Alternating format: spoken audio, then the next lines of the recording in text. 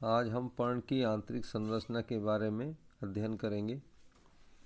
पर्ण में मुख्यतः बाह्य रूप से जहाँ से जुड़ा रहता है पर्णवृंत पीटियोल, और इसके आगे एक चौड़ा भाग होता है चपटा, जिसको बोलते हैं पर्णफलक। दो मुख्य भागों से मिलकर एक पत्ती की बाह्य संरचना हमें दिखाई देती है।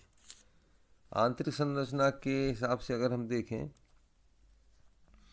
तो पर्णवृंत की आंतरिक संरचना स्तंभ की प्राथमिक संरचना के समान ही होती है, परंतु इनमें प्राथमिक संवहनपूलों की व्यवस्था में विविधता पाई जाती है।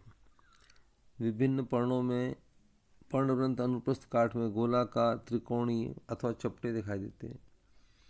इनकी बाह्य परिधि प्राय सरल, खांचयुक्त अथवा तरंगित हो सकती है। पर्णवृंत की आंतरिक संरचना बाह्य त्वचा, बहन ऊतक एवं संवहनपूलों में विभेदित रहती है। तो देखते हैं पहले बाह्य त्वचा। यह संहत रूप से व्यवस्थित कोशिकाओं से बनी एक स्तरीय परत होती है। बाह्य त्वचा की कोशिकाएं प्राय स्पर्श रेखी दिशा में दीर्घित होती हैं, परंतु जलीय जातियों में अरीय रूप से दीर्घित होती हैं।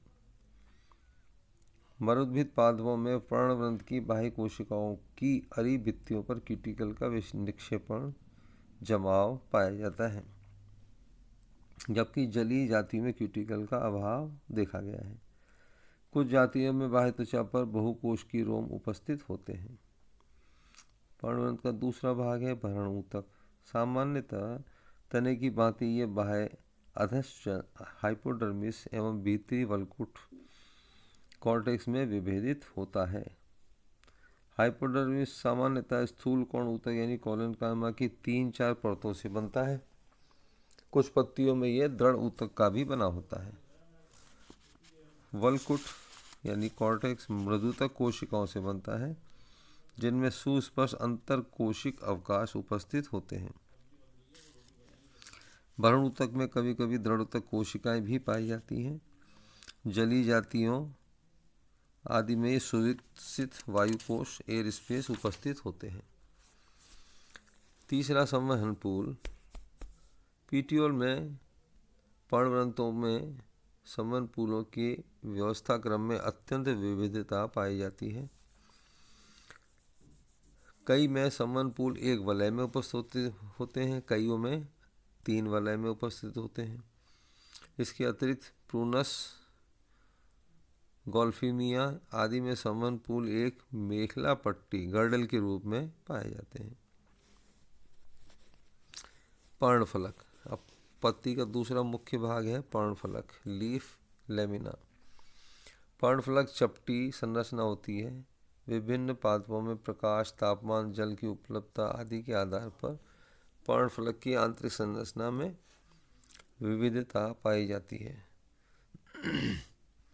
पत्तियों पर पड़ने वाले सूर्य के प्रकाश एवं पर्णफलक की आंतरिक संरचना के आधार पर विभिन्न प्रकार के पर्णों को निम्न वर्गों में बांटा जा सकता है,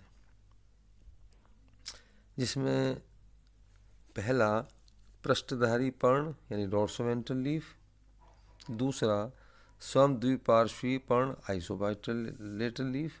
ये 2 मुख्य हैं, लेकिन फिर भी 2 अन्य प्रकार भी हैं। तीसरा एक पृष्ठीय पर्ण या केंद्रीय पर्ण यूनिफेशियल सेंट्रिक लीफ। चौथा एल्बेसेंट लीफ। तो ये मुख्य 4 प्रकार हैं। थोड़ा इनके बारे में देखते हैं। पृष्ठाधारी पर्ण डोर्सोवेंट्रल। इस प्रकार की पर्ण संरचनाओं में खंभ ऊतक ऊपरी बाह्य त्वचा के नीचे उपस्थित होता है। इन पंक्तियों की ऊपरी सतह पर प्रकाश की मात्रा अधिक उपलब्ध होती है तथा निचली सतह पर प्रकाश कम पड़ता है। पत्तियों की दोनों सतहों पर प्राप्त प्रकाश की मात्रा असमान होने के कारण यह पत्तियां अनेक प्रकार के अनुकूलन दर्शाती हैं। उदाहरण डाइकॉट प्लांट्स की लीफ। दूसरा प्रकार है समद्विपार्श्वीय यानी आइसोबाइलेटरल लीफ। इस प्रकार की पर्ण की आंतरिक संरचना में पर्ण मध्योतक अविभेदित होता है। सूर्य का प्रकाश पत्तियों की दोनों सतहों को एक समान रूप से प्राप्त होता है, क्योंकि इन पत्तियों की स्थिति सूर्य की किरणों के लगभग समानांतर होती है। अतः पर्ण की सतह पर सामान्य बाह्य त्वचा कोशिकाओं के अतिरिक्त कुछ बड़ी कोशिकाएं भी पाई जाती हैं, जिनको बुलिफॉर्म मोटर सेल कहते हैं।